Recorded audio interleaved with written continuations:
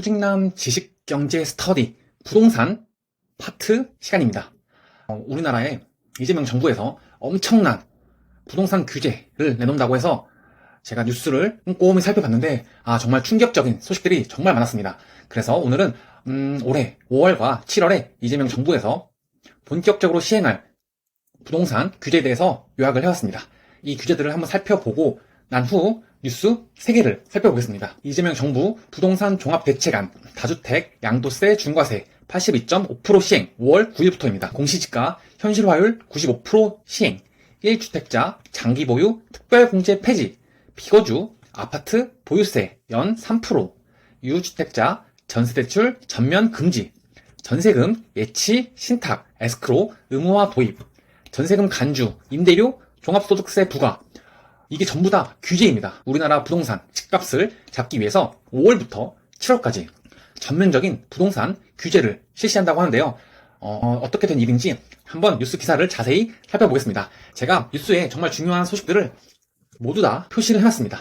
이재명 정부는 다주택자 양도소득세 중과를 되살리기로 한 데 이어 비거주 1주택자에 대한 세제 역시 손질하겠다고 시사하면서 시장 불안과 불만이 거세지고 있다. 거주 여부에 따라 1주택자에게 부여하던 장기보유 특별공제, 줄여서 장특공제를 차등 적용하겠다는 건데 전문가들은 섣부른 세제 손질로 매매는 물론 임대차 시장 전반에 부작용이 생길 수 있다고 우려한다고 합니다. 27일 부동산 업계 등에 따르면 이재명 대통령은 자신의 사회관계망 서비스 X, 옛날 트위터를 통해 연일 세제 손질 가능성을 시사하는 메시지를 던지고 있다고 했습니다. 다주택자뿐만 아니라 1주택자라 하더라도 실거주하지 않는 경우는 투기로 간주하고 세제를 손볼 수 있다는 것입니다. 이게 참 무서운 말인데요.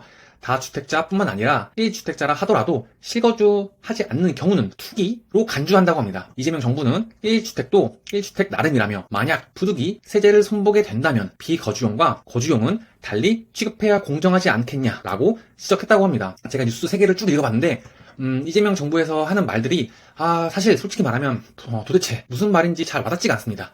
다시 한 번 더 읽어보겠습니다. 만약 부득이 세제를 손보게 된다면 비거주용과 거주용은 달리 취급해야 공정하지 않겠냐라고 지적했다고 합니다. 그러면서 다주택자는 물론 비거주 1주택도 주거용 아닌 투기용이라면 장기 보유했다고 세금 감면은 이상해 보인다며 장특공제가 매물을 막고 투기를 권장하는 꼴이라고 강조했다고 합니다. 그간 1주택자는 실수요자로 판단하고 정책적으로 어느 정도 혜택을 볼 수 있게 배려한 것과는 배치되는 발언이었다고 합니다. 앞으로 다주택자는 물론 실거주하지 않는 1주택자 역시 투기 수요로 규정하고 부동산 불로소득을 차단하겠다는 의미로 풀이된다고 합니다. 결국에 지금 이재명 정부에서 이 주택 부동산 시장을 어떻게 바라보고 있느냐를 나타내는 뉴스인데요. 다주택자뿐만 아니라 비거주 1주택도 불로소득으로 보고 투기로 규정하고 이 모든 투자를 차단하겠다는 의도를 갖고 부동산 규제 정책을 실시하겠다고 합니다. 현행 1가구 1주택자는 보유기간 및 거주기간에 따라 최대 80%의 양도세 공제 혜택을 받을 수 있습니다. 이 대통령의 발언을 미뤄보면 비거주 1주택은 앞으로 공제율이 대폭 줄어들 수 있다는 의미입니다. 이게 무슨 말이냐? 원래 기존 정부에서 이전 윤석열 대통령 정부에서는 1가구 1주택자의 경우에는 본인이 사는 집이죠. 내가 사는 집이니까 이러한 경우 투기로 간주하지 않고 세금을 깎아줬습니다. 최대 80%의 양도세 공제 혜택을 받을 수 있었습니다. 하지만 앞으로 이러한 1주택도 투기로 간주를 하고 공제율이 대폭 줄어들 수 있다는 의미입니다. 이어 지난 25일에는 시장을 이기는 정부도 없지만 정부를 이기는 시장도 없다며 비정상적으로 인한 불공정한 혜택은 힘들더라도 반드시 없애야 하며 비정상적인 버티기가 이익이 돼서는 안 된다고 강조했다고 합니다. 이게 무슨 말일까요? 시장을 이기는 정부도 없지만 정부를 이기는 시장도 없다며 비정상적으로 인한 불공정한 혜택은 힘들더라도 반드시 없애야 하며 비정상적인 버티기가 이익이 돼서는 안 된다라고 강조했다고 합니다. 이 문장이란 게 직관적으로 와닿지 않으면 뭘까요? 이 말은 도대체 제가 해석이 안 되는데 물론 숨은 그 뜻은 알겠습니다만 과연 이 발언이 도대체 어떤 의도를 갖고 시장에 어떤 시그널을 보내는 건지 사실 그냥 부동산 집값을 올리고 싶다라는 말을 돌려 하는 게 아닐까라는 생각이 듭니다. 이러한 기류에 1주택자의 반발은 거세다. 직장이나 자녀 양육 및 교육 문제로 자가에 거주하지 않고 타 지역에 전월세로 지내는 수요자들은 전혀 고려하지 않고 있다는 지적이다. 이게 무슨 말이냐면 만약에 예를 들어 봅시다. 서울에 제가 집이 한 채 있습니다. 그런데 부산으로 발령을 받아서 2년에서 3년 혹은 5년, 10년 출장을 가서 근무를 할 수도 있죠. 이때 서울에 있는 집을 비워둘 수는 없으니까 전세를 주거나 전월세로 돌릴 수가 있습니다. 그러한 경우 실거주가 아니게 되죠. 이러한 경우는 전혀 고려하지 않고 단순히 비거주 1주택은 1주택도 투기로 간주하고 엄청난 규제를 때리겠다는 거에 대해서 많은 1주택자들이 반발을 하고 있다고 합니다. 뒷부분에 자세히 나와 있습니다. 각종 부동산 관련 온라인 커뮤니티에선 이 대통령의 발언을 두고 이미 전월세도 씨가 말랐는데 집주인이 들어가서 살겠다고 하면 집 없는 세입자는 어디까지 밀려야 하나, 정부가 집 가진 모든 국민을 투기꾼으로 몰아간다. 이러다 실거주 1주택, 고가 전세 수요까지 세금 올려받겠다는 소리를 하겠다 등의 반응이 나왔다고 합니다. 이 문장을 보고 참 저도 무서웠는데요.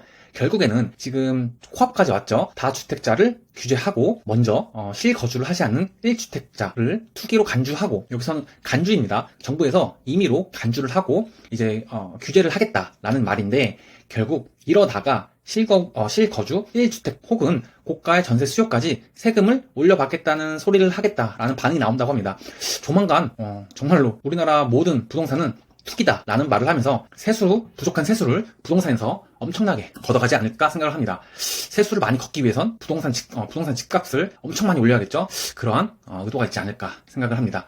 여기 예시가 나와 있는데요. 서울 자가를 보유하고 직장 때문에 부산에서 전세로 거주 중인 A씨는 2, 3년마다 발령받아 여러 지역을 돌아다녀야 하는데, 이사할 때마다 집을 팔고 새로 사서 들어가란 소리냐며 서울에서 지방 발령 났다가 몇 년 뒤 다시 서울로 올라가면 그때는 집을 사지도 못할 텐데 정부가 어떻게 책임을 질 건지 라는 의문을 가지고 반문을 했다고 합니다. 전문가들 역시 우려의 목소리를 내고 있다고 합니다. 정부의 공급 확대 정책이 이렇다 할 성과를 내지 못하는 상황에서 세제를 통해 집값 안정화를 꾀하긴 힘들다는 견해를 내고 있다고 합니다. 현 정부의 특징 중 하나가 한다고 하면 정말 빠르게 합니다. 그런 정부에서 공급 확대 정책이 이렇다 할 성과를 내지 못하는 상황이라고 하죠.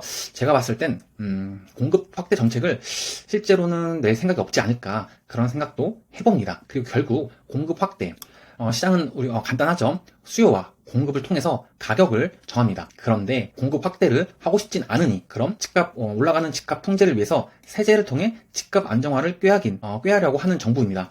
숨은 의도는 결국에는 우리나라의 부동산 집값을 계속해서 올리려는 게 아닐까라는 생각이 듭니다. 제가 이러한 생각을 하는 이유는 우리가 두 번째 뉴스에서 볼 문 어게인이라는 뉴스 기사를 살펴보시면 우리나라 지금 현재 현 정부가 과거 문재인 정부 때의 부동산 정책을 그대로 실시하고 있구나 라는 것을 아실 수 있을 겁니다. 일단 먼저 첫 번째 기사를 끝까지 읽어보겠습니다. 전월세 물량은 지금보다 더 줄고 서울 강남권 한강변 일대 핵심 입지 매물 잠김은 더 심화할 것이란 지적이 나오고 있다고 합니다. 조주현 건국대 부동산학과 교수는 내가 하면 투자고 남이 하면 투기라는 식인데, 투기라는 것도 엄밀하게 정리하기가 어려운 문제라며 수요와 공급에 의해서 시장이 자동으로 작동할 수 있도록 하고, 그렇게 했을 때 어떤 부분에서 소위 정화작용이 먹히는지를 들여다봐야 하는데 무조건 나쁜 것이고 해결 방법이 없다고 하니 가장 써먹기 좋은 정책적인 규제 카드만 내놓는 모습이라고 꼬집었다고 합니다.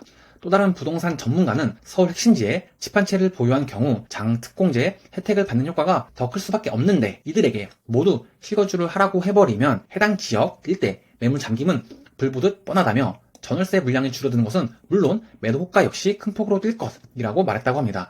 결국에 내 집이면 본인이 직접 들어가 살라라는 말인데, 이렇게 되면 우리나라의 모든 국민들이, 서울에 사는 시민을 예로 들어보겠습니다. 서울에 사시는 분이 모두가 본인 집에서 살고 있진 않죠.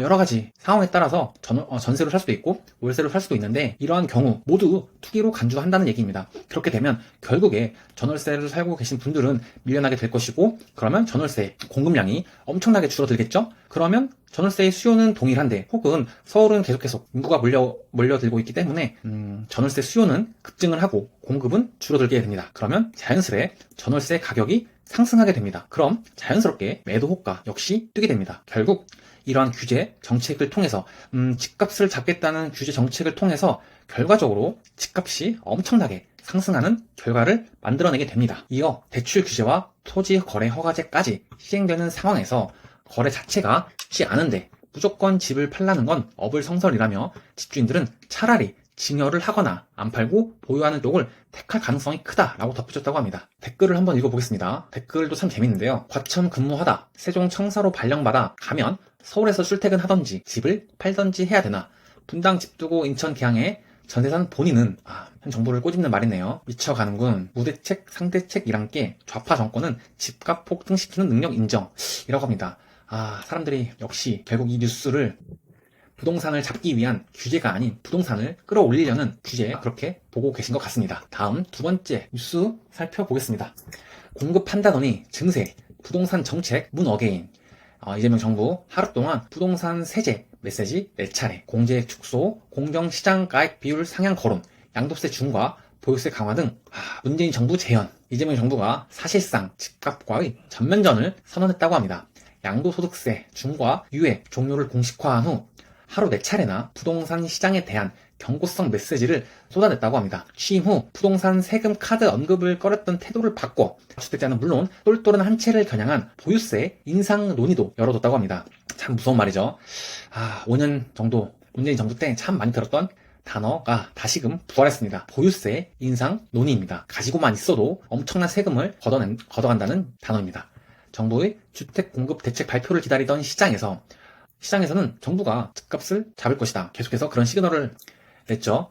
서울의 집값을 잡기 위해서는 결국에는 공급을 늘려야 됩니다. 그렇기 때문에 시장에선 정부의 주택 공급 대책 발표를 기다리고 있었습니다. 하지만 정부에선 갑작스레 부동산 세제 규제 강화 메시지를 던졌고, 이에 시장에선 혼선을 더 키울 것이라는 우려가 나오고 있다고 합니다. 26일 정치권에 따르면 이재명 정부는 전날 자신의 트위터에 부동산 세제와 관련한 게시글을 통해 증세 기조를 분명히 했다고 합니다. 그는 시장을 이기는, 다시 한번 나왔습니다. 시장을 이기는 정부도 없지만 정부를 이기는 시장도 없다. 뭐 어쩌라는 거죠?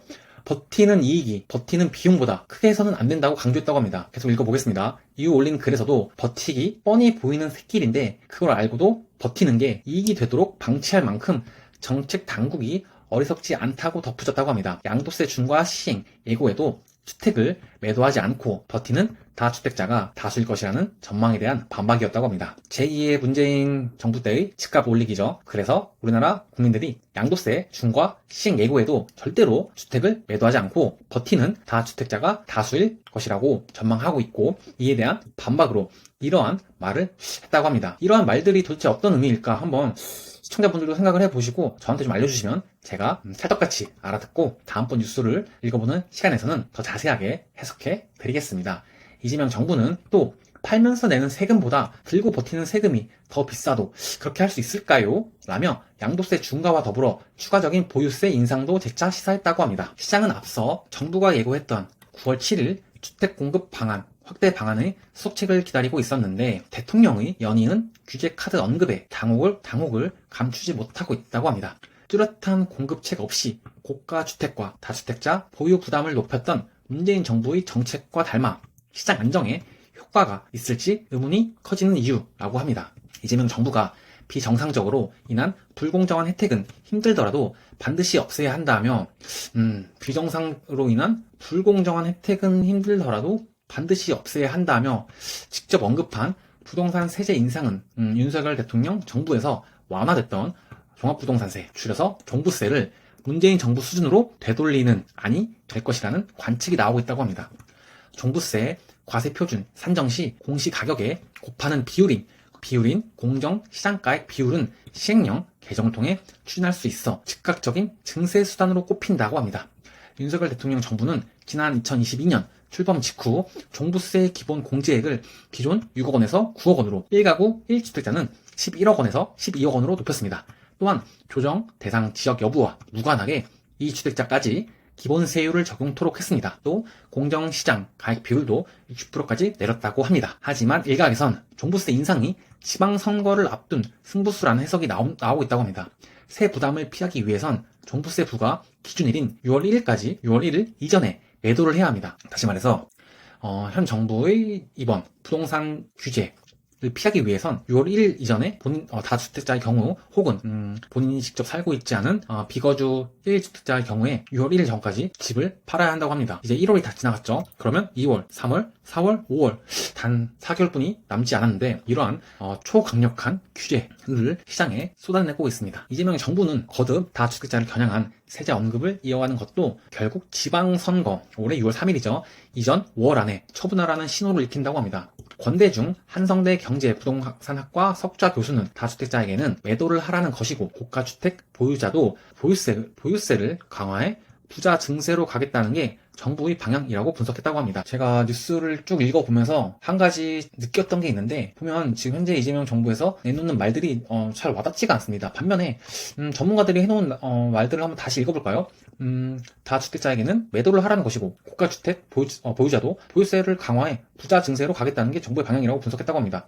한 번에 이해가 되죠? 직관적으로 얘기하고 있는 전문가들입니다. 훨씬 더 이해하기가 쉽습니다. 권 교수는 종부세는 6월 1일 이전에 손대지 않으면 올해 적용이 안 되는데 사실상 6월까지 공론화하기엔 시간이 짧다면서도 종부세 제도 자체는 손보기 어렵더라도 공정시장 가액 비율은 그 전에 강화할 수도 있다고 전했다고 합니다. 결국엔 이 기사의 핵심은 양도세 중과를 통해 보유세도 강화를 하겠다는 것이고 결국 이는 문재인 정부 때의 정책을 재현하겠다는 의미라고 합니다. 시장에서는 현 정부가 세금으로 집값 잡지 않겠다고 공언하며 출범했지만 문재인 정부 당시의 정책 흐름이 재현되고 있다는 비판이 나오고 있다고 합니다. 양도세 중과를 통해 보유세 강화로 이어지는 세제 개편 방식이 그대로 추진되고 있다는 것이라고 합니다. 문재인 정부는 지난 2017년 8월 2일 8일 부동산 대책을 발표하며 다주택자 양도세 중과 제도를 부활시켰습니다. 조정 대상 지역 내 2주택자는 기본 세율의 10%포인트, 3주택자 이상 보유자는 20%포인트를 더했다고 합니다. 양도세 중과에도 증여가 늘고 집값이 안정되지 않자 종부세율을 단기적으로 인상하고 공정시장 가액 비율도 차츰 상향했었다고 합니다. 문재인 정부의 문제는 세금을 무겁게 매겨 매물출에 공급을 유도하기엔 겹겹이 규제로 거래가 쉽지 않다는 데 있었다고 합니다. 서울 전역과 경기 12개 지역이 지난해 10월 15일 주택시장 안정화 대책으로 토지거래 허가 구역 및 규제 지역으로 묶이며 단기간 내에 거래를 할 수 없다. 이 대통령이 5월 9일까지 계약한 것은 중과 유예가 가능하도록 논의해보겠다고 밝혔지만 규제로 인한 거래 절벽 속 100일 내 계약 체결 역시 쉽지 않은 상황입니다. 라고 뉴스에 써있습니다. 정말 겹겹이 규제가 많습니다. 정말 내용도 어렵고 직관적으로 이해도 쉽지가 않고 우리나라 정부에서 이만큼이나 부동산 규제를 하고 있는지 이 뉴스 기사를 통해서 다시 한 번 더 제가 느낄 수 있네요. 앞으로 계속해서 이러한 뉴스를 계속해서 읽어보면서 저도 부동산 관련된 스터디를 본격적으로 시작해볼까 합니다. 일단 오늘 이 두 번째 뉴스를 끝까지 읽어보겠습니다. 이재명 정부가 5월 9일까지 계약한 것은 중과 유예가 가능하도록 논의해보겠다고 밝혔지만 규제로 인한 거래 절벽 속 100일 내 계약 체결 역시 쉽지 않은 상황이라고 합니다. 더욱이 증여를 택하는 다주택자가 적지 않은 데다가 이미 처분할 다주택자 매물은 상당 부분 시장에 나왔던 만큼 추가로 유입될 매물은 많지 않을 것이라는 분석을 내놨다고 합니다.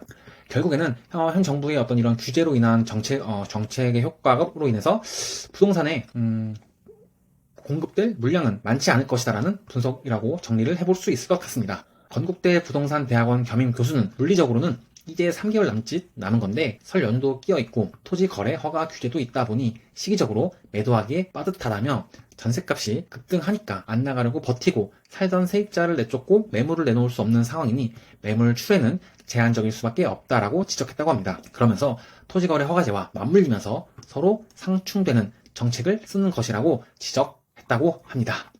이 뉴스 기사에 딸린 댓글인데요. 많은 분들이 굉장히 화가 많이 나셨습니다. 똘똘한 한 채 정책. 이 단어를 참 선택을 잘합니다. 똘똘한 한 채 정책. 단어만 들었을 때는 참 그럴듯한데 막상 그 내용을 보면 무섭다는 생각도 드는 그런 뉴스 기사였습니다. 세 번째 뉴스도 준비를 했는데 제가 세 번째 뉴스는 본론만 말씀드리겠습니다. 가뜩이나 전월세 쓰지 말랐는데 다음 달 서울 입주 물량 고작 480가구라고 합니다. 다음 달이면 2월이죠. 2월 달에 서울 입주 물량이 고작 480가구뿐이 되지 않는다고 합니다. 전국 아파트 입주 물량이 1만 2천 가구로 집계됐다고 합니다. 꽤 많죠? 전국의 아파트 입주 물량이 1만 2천 가구면 공급이 이 정도면 괜찮은 거 아닐까라는 생각을 처음 했었습니다. 그런데 이 물량 자체도 전년 동월 대비 비교를 해보자면 6천 가구 이상 감소한 물량이라고 하는데 요즘의 문제는 결국엔 서울 집값이 너무 많이 오른다. 이게 문제죠. 그런데 서울의 공급 물량은 고작 483가구라고 합니다. 일부 자치구에서 소규모 단지 위주로 입주한다고 합니다. 동작구, 상도동, 마포구, 용강동, 송파구, 거효동 뿐이 되지 않는다고 합니다. 결국에 지금 우리나라의 올해 공급 물량이 이만큼이나 적다고 합니다. 공급은 적고 규제는 계속 생기고 있습니다. 과연 우리나라의 올해 2026년 부동산 집값이 어떻게 될지 너무나 궁금한 순간입니다. 과연 우리나라 정부의 이러한 부동산 규제를 통해서 집값을 잡을 수 있을 것인지, 혹은 제2의 문재인 정부처럼 부동산 집값이 폭등할 것인지 계속해서 앞으로 뉴스를 통해서 스터디해보는 시간을 갖도록 하겠습니다. 오늘 라이브 방송은 여기까지 진행하겠습니다. 시청해주셔서 감사합니다.